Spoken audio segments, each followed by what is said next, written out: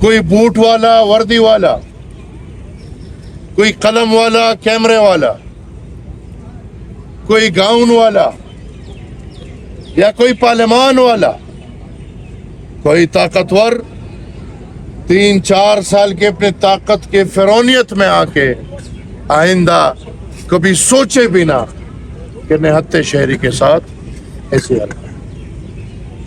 ہمارا مطالبہ ہے کہ ان قاتلوں کو سخت سے سخت سزا دی جائے۔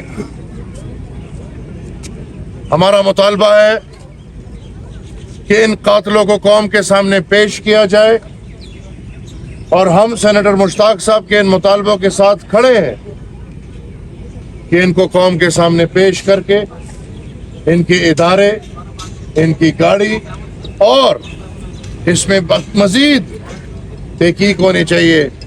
بلکہ میں انشاءاللہ یہ کوشش کروں گا کہ کل سینٹ میں یہ ریکویسٹ کروں کہ اس پہ ایک تحقیقاتی کمیٹی بنائی جائے، اور اگر کوئی ڈرتا ہے تو الحمدللہ ان رگوں میں ڈر والا بات نہیں ہے، ہمارے حوالے کیا جائے۔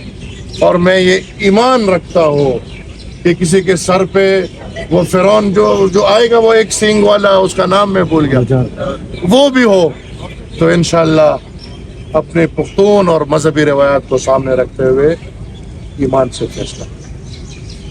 میں عوامی نیشنل پارٹی، پوری پختون قوم، بلکہ پاکستان کے ہر مظلوم قوم جو ان حالات سے اپنی زندگی میں گزر رہے ہیں، وہ اس دھرنے کے شرکاء کے ساتھ شریک ہیں۔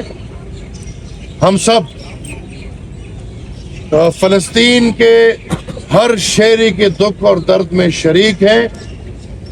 ہم سب اسرائیل کے جبر کے خلاف ہیں، اور دنیا میں جہاں بھی مظلوم قوم ہے، ہم ان کے دکھ اور درد میں شریک ہیں۔